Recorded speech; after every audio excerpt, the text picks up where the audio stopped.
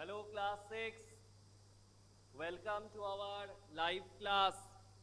Class 6, sir kindly on that chat box. So, am I audible and visible? Okay, good morning, that means I am both audible and visible. So children, we will continue from the chapter Diversity and Discrimination. We have started this chapter and we have read some portion of it, and you are not having the book, that I know that you are not having the book. So we will continue with this chapter. You just listen to me properly. Today we will read about Dr. Bhimrao Ambedkar. Okay. Dr. Bhimrao Ambedkar, 1891 to 1956. Now, those who are having the books, they will take out page number 20. Those who are having the books, they will take out page number 20. Dr. Bhimrao Ambedkar, 1891 to 1956, is considered the father of the Indian Constitution and is also the best known leader of the Dalits. Dr. Ambedkar fought for the rights of the Dalit community. He was born into the Mahar caste, which was considered untouchable. The Mahas were poor, owned no land, and children born to them also had to do the work their parents did. They lived in spaces outside the main village and were not allowed into the village. So from this para, we come to know about Dr. Bhimrao Ambedkar, who is considered the father of Indian Constitution. Now we all know that in India, we are not having any king or queen to rule. Then what actually or who actually rules the whole country? It is the Constitution which rules the whole country. And Constitution meaning, you know, that the principles and the laws which are written and we all have to follow. We all have to maintain, we all have to follow whatever principles and rules are mentioned in the Constitution. That's why it is better said that the Constitution rules the country India, not a king, nor a queen, or nor any prime minister or chief minister, anybody. Actually, the Constitution, because we all are answerable to the Constitution, we all are answerable to the law. So these Dr. Bhimrao Ambedkar, he belonged to that community. Which community? Dalit community. And this community was considered as untouchables in India during his time. It was considered, or this community was considered untouchables. That means the upper caste people, they just treated with them in a very harsh manner. They didn't allow them to step inside the village. They didn't allow them to enter inside a temple, and they were not allowed to take water from public wells or tanks. They had to live outside the villages. And our Ambedkar, our dear Ambedkar, he belonged to this Mahar caste, and Mahar was also known as or considered as untouchable. And these Mahas, how was their lifestyle? You can come to know from here that Mahas were poor. They didn't have their own land. And what they used to do, and the children born to them also had to do the work their parents did. That means if the father, who is from a Mahar community, he or from a Mahar caste, if he used to work in somebody's field, then his children, they had to follow the same profession. They had to follow the same work. They were not allowed to make a choice in this field. They were not allowed to just choose any other profession. They had to follow what their forefathers, they used to do. Such was their condition. And they lived in spaces outside the main village and were not allowed into the village. They were not allowed to come inside the village. because they were considered untouchable. Such a pathetic thing, no? Dr. Ambedkar was the first person from his caste to complete his college education and went to England to become a lawyer. He encouraged Dalits to send their children to school and college. So he was the first person from his caste who, after completion of his education in this country, went to England, and when he returned, he was a lawyer.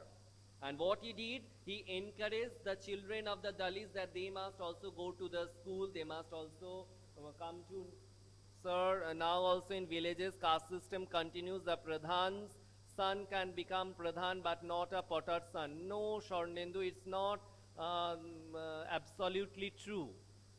It is not absolutely true nowadays. Might be in some remote village, still what you are saying, it can exist. But actually, if you come near around the places where you can see that people, they are not illiterate anymore, there these things are not allowed because it has been banned by the law, no? So nobody can follow all this. And if any report against this type of vices are just noted, or it is reported against of all these vices, then actions will be taken. So that's why it's not true anymore in that respect. But what you are saying, I cannot say it is absolutely wrong. Might be these things are still there or still prevalent, but you can find them in remote villages where most of the population who are staying in that village, that means the villages, might be 70 or 80% of them are still illiterate. So that's why these things can still take place there, but not in a place where most of the people, they are educated. It is not possible. Sir, it still exists in illiterate areas. Yes, Swarnendu, that's what I meant. Anubhav, our country is a democratic country. Everyone knows who have written bad things to... Hey, again, who has started this one? Concentrate. Because for this subject, you are not having the book. You have to listen what I am saying. Concentrate here. So Dr. Ambedkar was the first person from his caste to complete his college education and went to England to become a lawyer. He encouraged Dalits to send their children to school and college. He also urged Dalits to take on different kinds of government jobs in order to move out of the caste system. He just encouraged the Dalits that don't stick to that profession. You just make choices. You just develop yourself so that you can try for government jobs. And in that case, your lifestyle will change. He laid many efforts of Dalits to gain entry into temples. It was not allowed, no, the Dalits, they were not allowed to step inside the temple. So he had taken many measures to improve this condition. He had he had paved the way so that these Dalits, they can also enter inside the temple and they can they can just live a very settled life. Later in life, he converted to Buddhism in his search for a religion that treated all members equally. Dr. Ambedkar believed that Dalits must fight the caste system and work towards a society based on respect not just for a few, but for all persons. He wanted that all who are living in the country, all must get equal respect. Nobody can just disrespect you or just treat you in a harsh manner only because that you are born to a caste which is not treated as upper caste. Rather, it is just known as or considered as untouchable caste, or known as Dalit community or Dalit caste. Better to say Dalit community. So imagine how difficult it would be if people could not move easily from one place to the other, how insulting and hurtful it is to have people move away, refuse to touch you or allow you to drink water from the same source as they do. So when we are reading, then only we are feeling bad. Just consider it. That means just visualize it, that you have gone to just fill up your bottle from a public tap or public, what to say, public well. And at that time, some people came over there and said that you are not allowed to take the water from here because you are considered untouchable by us. So you cannot fill up your bottle or you cannot take the water from here. So at that time, how you have felt, or how you'd feel, better to say how you'd have, how you'd feel, what sort of mental problem might be, mental problem or some sort of that thinking that what is my fault. These thoughts will come in your mind that what is my fault, why they are treating me in this manner, why when I am thirsty, why they are not allowing me to fill up my bottle from here, why they are saying that the caste I belong to is considered as untouchable. So all these type of questions will come and they will irritate you, and how disheartened you will feel at that time. So this small incident shows how a simple task of going from one place to another in a cart was not available to the children, even though they could pay the money. So this thing we have already seen, that when Ambedkar and his brother, they wanted to go where their father was. At that time, the station master at the beginning, he had come for help. But when he had come to know that they belong to this Mahar caste, that means untouchables, and he had just left that place, and he was thinking might be at that time, what a wrong deed I have done, what a sin I have done, that I had conversed with these children who are belonging to Mahar caste. And even we have come to know that no, this person was ready to help them with the transport. Because here we have come to know that these people who were there present with these bullock carts, and they were asking for plying for hire. When they had come to know that these two boys, they belong to Mahar caste, they were not at all eager to help them. They were not at all ready to just give them a lift. Even if when these boys, they were ready to pay, they were ready to pay extra amount. Then also these people, they were thinking that if we do like this, that means if we are helping them with this transport system, then it will be considered as a sin, and in that case we have to just wash this whole cart using the sacred water, might be the river water of river Ganges, which is considered the holiest by the Hindus.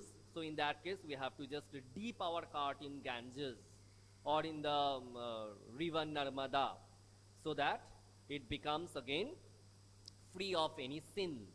What type of sin? The sin of giving transport to the two children who belong to Mahar caste. Such was their mentality. So clearly, as the story shows us, caste-based discrimination is not only limited to preventing Dalits from undertaking certain economic activities, but it also denies them to respect and dignity given to others. They were not given any sort, or they didn't receive any sort of respect and dignity from others. Achha, this portion we have not read. Let us read this one. Despite the children offering money, the cartmen refused them. Why? Because they were thinking that it will be considered as a sin if they are helping them, or if they are giving a lift to them. How did people at the station discriminate against Ambedkar and his brothers?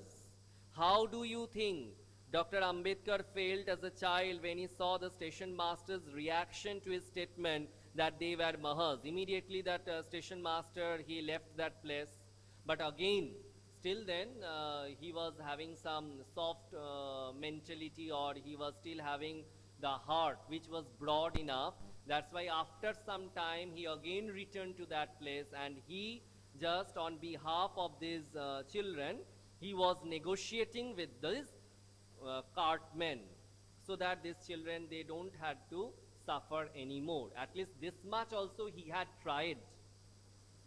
Have you ever experienced prejudice or witnessed an incident of discrimination? How did this make you feel? This one you can think better than me. So let us come to this part.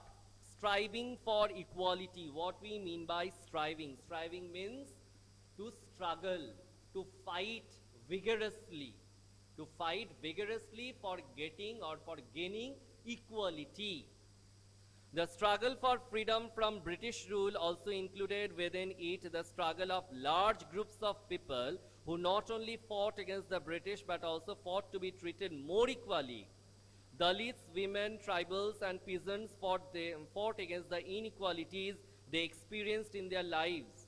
So, who had faced the extreme discrimination? Here we can, or extreme sort of harsh treatment we can come to know from here. Dalits, women, tribals and peasants. As pointed out earlier, many Dalits organized themselves to gain entry into temples. That means they tried to enter inside a temple which was not at all allowed or which was banned for them. Women demanded that they should have as much a right to education as men did. So in past India we have seen that education was only the property for men, that also men who belong to upper caste, and the women, they were not allowed for education. That means no permission was there for them for this receiving education or getting educated. Peasants and tribals fought to release themselves from the grasp of the moneylender and the high interest they were charged. These peasants, that means the farmers, and these tribals, every time they thought that this year I will be able to repay my loan, they used to come to know from the moneylender, no, you have not still completed your interest. That means the money which I have to charge as interest, that is only not completed. How you can think for the main one? When India became a nation in 1947, our leaders too were concerned about the different kinds of inequalities that existed. Those who wrote the Constitution of India, a document that laid out the rules. This one is the definition of Constitution. I am reading, you just listen properly. Wrote the Constitution of India. Then what is Constitution? A document that laid out the rules by which the nation would function. Were aware of the ways in which discrimination had been practiced in our society and how people had struggled against this. Many leaders of this struggle, such as Dr. Ambedkar, had also fought for the rights of the Dalits. So when this constitution was written, at that time it was just taken, that means it was dealt seriously, that we have to see the matter of these Dalits and these women and tribals and peasants seriously. They should not feel any more this thing that they are treated unequally or they are facing any sort of discrimination. This should not be there. And the framers of the Constitution, they had tried a lot to abolish all this type of discrimination, then this sort of inequalities from the society of India. But even though it is still persisting, though in not that elaborate manner, but still then it is persisting somewhere. Not everybody is getting equal rights or equal advantages they are not receiving. So the Constitution, you can come to know what is a Constitution. It is a written document or a document that laid out the rules by which the nation would function, how the country would run all its functions. So that's why at the very beginning I said that it is actually the Constitution which governs the nation India. It rules our country India. Okay children, so we have completed up to this part, and in our next class we will proceed with the next part of the chapter. And if you are having any query or doubt, you can ask me. Hey, what is TORCHERD? Torture spelling? That is the spelling of tortured. Who had written that one? Let me see.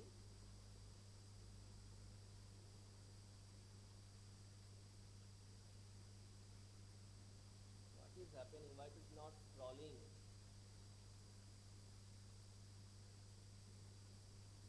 Which one, sir? Just above Rudroni. I want to see who has written that spelling. It is not working properly, I think. Sir, please tell him or her to mute. Every day it cannot be done better in this way. Every day is it possible? I will not take the class properly. Every now and then I will turn back and I will see that who is disturbing in this manner. Then how it will be possible for me to explain everything clearly, properly? My concentration level will just not be at the same point. No, it will break. My concentration will break. Sir, please tell me, sir, just kindly show me, sir.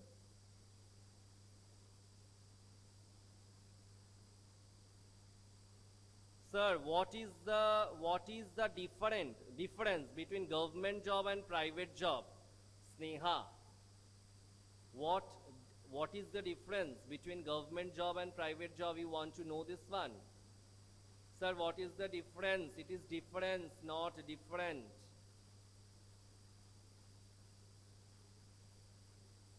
So what you want, why do you want to know this thing, this government job and private job? Why you are feeling interested to know the difference between these two different types of jobs?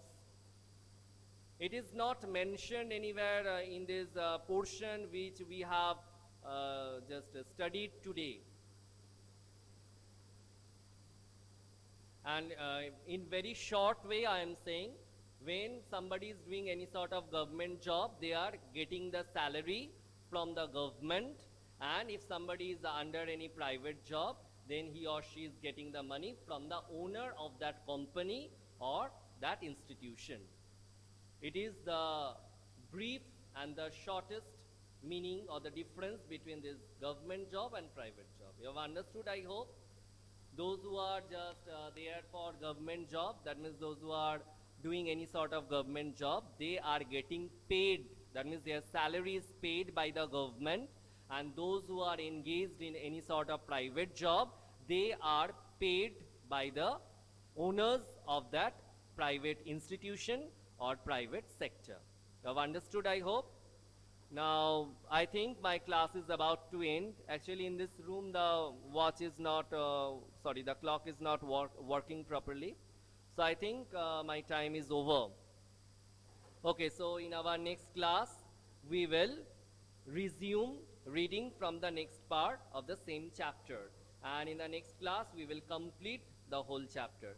So, student, it's time to say you bye.